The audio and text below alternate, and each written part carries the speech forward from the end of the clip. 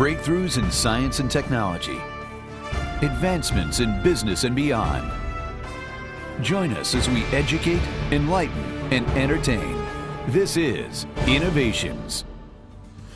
Coming up on Innovations, cruise some of the most beautiful European waterways as we uncover the latest advances in river exploration. Hello, I'm Ed Begley Jr., and this is Innovations. From health and wellness to science, technology, renewable energy, and more. Join us on a journey to explore the practical solutions and important issues impacting our world. The travel industry has evolved immensely over the years, from ski slopes and vineyards to boating and beyond. Learn about some of the most renowned and well-kept secrets the world has to offer. In the 20th century, technology and innovation expanded the way people travel. Today, river cruising is evolving to meet demand of cruisers who are tired of ocean cruising. Riverboat cruising is growing in popularity because it's a great way to travel. You pack and unpack once, basically have a floating hotel that comes along with you from one stop to the next. It docks right near the center of town. You get off, you walk into the town, you get back on board, and you're on your way.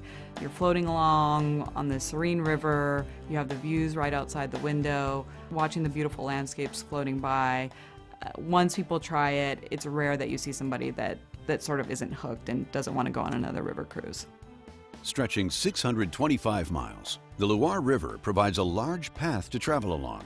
However, dramatic changes in water levels at various parts of the river have made it impossible for the booming river cruise industry to gain traction. There haven't been river cruise ships sailing on the Loire River, quite frankly, because the water is too shallow. So river cruise ships need a certain amount of space below the ship in order to have an engine, and the Loire River just didn't allow for that space. So this French river cruise line came along, CroisiEurope. They were looking for new rivers to sail, to sort of have an edge over the competition, go somewhere where no one else has been. And they looked at the Loire, and they developed a system whereby they use paddle wheels, similar to the big paddle wheels we see on the Mississippi River. You think of the old steamboats, but they developed smaller paddle wheels, put those on the side of the river cruise ship, and were able to have a more shallow draft below the vessel that was then able to sail those shallow waters. The Loire is one of the last rivers in Europe being absolutely wild with no locks, which means you can get very high water level or very low. From Saint-Nazaire all the way to Angers on the Loire, you need to go with paddle wheels, otherwise you will damage the propellers. You would say it's not a challenge because you had paddle wheels in the past, but these wheels were driven by steam engine, and now we have to redevelop completely the story with a fast-running diesel engine and to have a direct drive on the paddle wheels. We had very thin plates of steel, but all the superstructures are built out of aluminium, which makes the ship lighter. So what is nice is when you make a very light ship, you can go on the Loire, you can operate the ship, but at the same time you reduce dramatically the footprint because low draft is low weight, low displacement. So this was something really new on the Loire, and which makes sure that the ship is quite green at the end of the day. CroisiEurope has differentiated itself as an industry leader over the past 40 years from other river cruise lines by constantly introducing guests to new destinations, by creating a fleet that goes against the trends of today's shipbuilding styles. My grandfather started like 40 years ago with a restaurant on the Rhine River next to Strasbourg City. The restaurant was very nice, crowded during the weekend, but lack of people during the week, so he had the idea to bring the people on the ship. And the people were so happy to sail a bit on the Rhine. He bought a first one, a second one, then a third one, and then he started to build his own ships. So then he kept on developing the company, opening new rivers, opening new places, new destinations. And then he gave the key to his children, so my father, his two brothers and his sister, who took care of the company for the last 20 years. And now we are the third generation getting involved into the business. So it's still a family-run company, and we now have a fleet of 50 ships sailing on all the European rivers, as well as in Asia and Africa, and much more coming in the future. In 2015, CroisiEurope introduced their first paddle wheel-powered riverboat, the MS Loire Princess, and with it, made France's longest river accessible to its first overnight cruise ship. The Loire is so complicated, the level of the water is always changing. In few hours you can have completely different environment you need to sail on, so without the technology we will never have been able to set a ship on the Loire. Basically years of R&D, coming actually from my father with the idea of building a flat-bottom ship with light fabrics for the Loire River. And then he's been to Saint-Nazaire shipyard, talked with all the engineers and everything, and all together they thought about that and brainstormed for years and months. And finally, this ship is a lot of different technologies gathered all together to come to their results, particularly here on the Loire because of the river characteristics. But then the technology in general helps the industry to keep on developing the ships, having good standards, good products with great services. A second paddle wheel boat joined the fleet in 2016, making it possible to cruise from Berlin to Prague.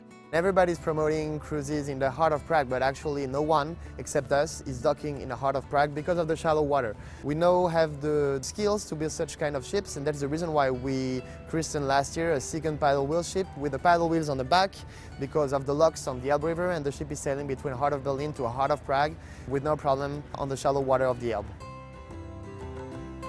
With stylish interiors featuring mission home textiles, CroisiEurope's fleet emphasizes a boutique cruising experience on its ships that max out at 180 passengers on riverboats and 24 passengers on the barges.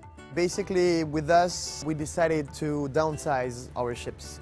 Contrary to some other lines, we want a more authentic experience, a more boutique experience with only 96 guests, on some others 80. And with French food, which is part of the Maîtres Cuisiniers de France, which is a very exclusive association that gathered only the best cookers worldwide. So we have all the different departments integrated, so we have a total control of all the costs and can propose very affordable prices with a familial and authentic experience on board ships where you will meet people coming from all around the world and very international experience. I researched CroisiEurope. It has a very good reputation as a cruise line, had a good reputation online, and people said good things about the ship. The paddle wheel was interesting because you expect that on something that's very old, but this is very new. You got these paddles going back and forth, and it makes for maybe a more comfortable, more nostalgic kind of a ride. I am very pleasantly surprised with the size of the ship, with the accommodations on the ship, with the food on the ship, with the shore excursions from the ship. It has exceeded my expectations. It's nice, it's genteel, it's relaxing. We've been with them before. Very nice people. Thanks to these prices and the quality of services on board, the fantastic food and all these kind of assets, we have a lot of very loyal guests. Last year, for example, we welcomed more than 200,000 passengers sailing with us, and all of them want us each year to propose them new destinations.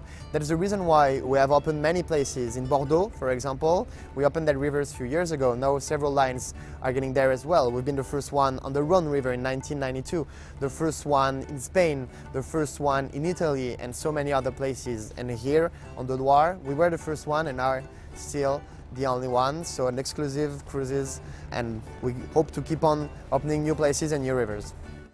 For more information, visit www.CroisiEuropeRiverCruises.com.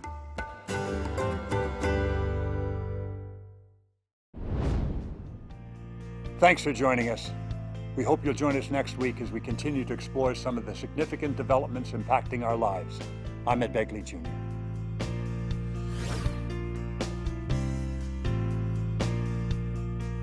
The preceding program was brought to you by DMG Productions.